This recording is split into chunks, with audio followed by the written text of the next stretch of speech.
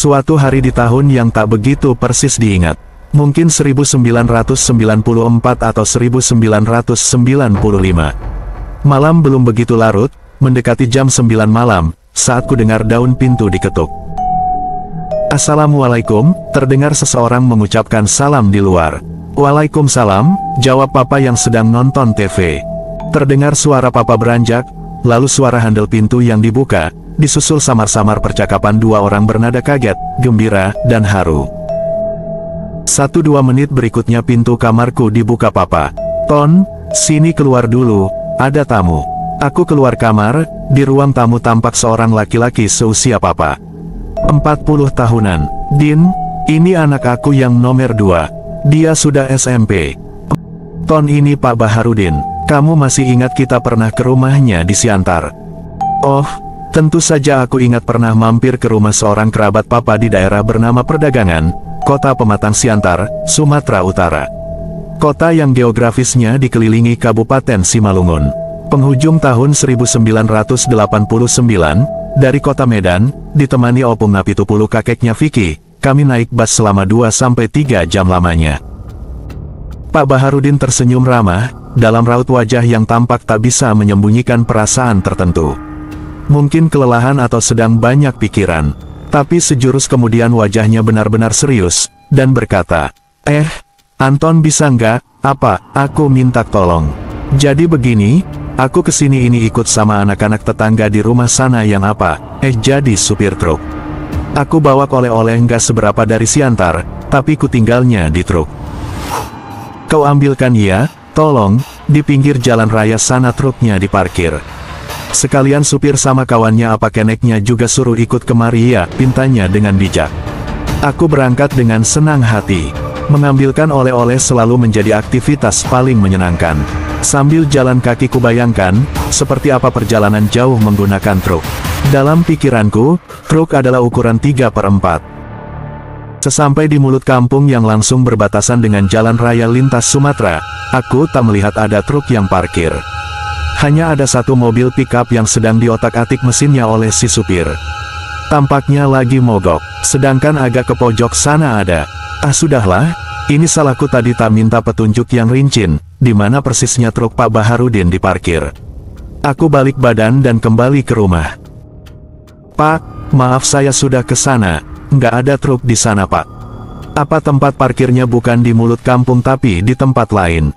Pak Baharudin tampak bingung, tapi dia menambahkan lagi sedikit detail.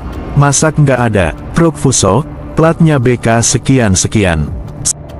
"Pak, Fuso, jadi yang kulihat agak ke pojok tadi itulah truk yang dimaksud Pak Baharudin." Sampai umur 13 tahun, aku masih memahami kata truk untuk menyebut kendaraan dengan bak di belakangnya, yang ukurannya tidak sebesar Fuso atau Hino yang biasa warawiri dilinsum di depan kampung kami. Truk versiku biasanya mengangkut batu bujang atau pasir.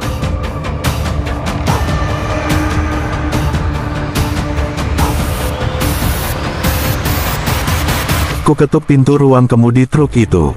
"Pak," disuruh Pak Baharudin turun, "ikut ke rumah." Kemudian beriringan kami berjalan ke rumah dengan membawa 3 dus penuh buah-buahan. Rambutan, mangga, dan jeruk. Kedua pemuda Siantar awak truk itu kikuk dan diam saja. Tak banyak yang bisa diingat dari percakapan papa dan teman masa kecilnya itu, selain soal Siantar. Selintas yang bisa kuingat tampak ada pengutaraan maksud Pak Baharudin untuk merantaukan anak laki-lakinya yang baru lulus sekolah. Tampaknya beliau menjajaki peluang apa yang ada di Tanjung Enim, dan apakah papa bersedia membimbing anaknya kalau nanti berminat cari kerja di sini.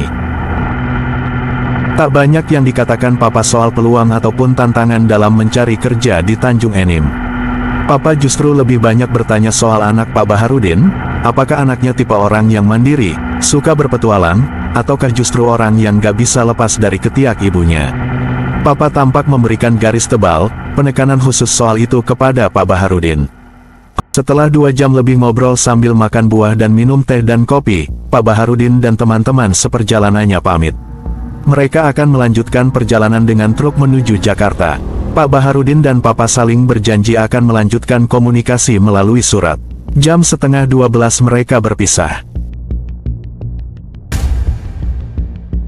Papa orang mana? Aku juga sering ditanya orang hal senada, dan sangat kesal mendengarnya.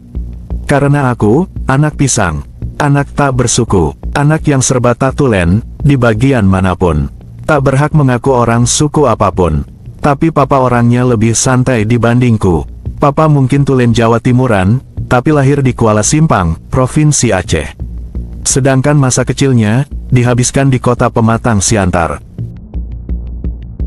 Di Siantar, Papa belajar mengaji, dari nol sampai lancar baca Al-Quran, kepada seorang guru ngaji yang bersuku Batak dan bermarga Purba.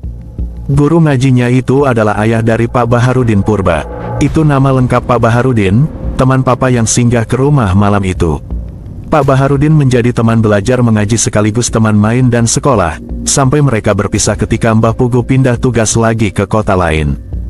Berpindah-pindah tempat tinggal bersama orang tua, mengalami situasi yang tidak ideal di dalam keluarga, telah membentuk Papa tumbuh menjadi pribadi yang suka pergi jauh-jauh meninggalkan comfort zone-nya. Bertualang ke tempat-tempat asing yang sama sekali berbeda, bertemu orang-orang baru, dan memilih untuk berakhir di sana. Oh, Pak, demi Allah aku menyaksikan anak pertamamu sangat mirip denganmu dalam menyandang nilai-nilai itu.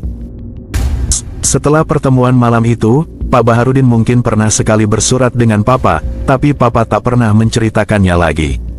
Mungkin, setelah itu anak Pak Baharudin akhirnya mendapat kerja di Jakarta, sehingga tak pernah datang ke Tanjung Enim. Mungkin, walahu alam. Tapi ingatan akan petikan percakapan Papa dan Pak Baharudin malam itu soal tipe anak seperti apa yang akan segera berangkat merantau, membuatku kembali bercermin. Tipe anak seperti apakah aku dulu, saat berangkat ke sini?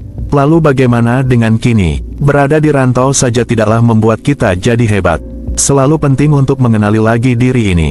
Lagi dan lagi.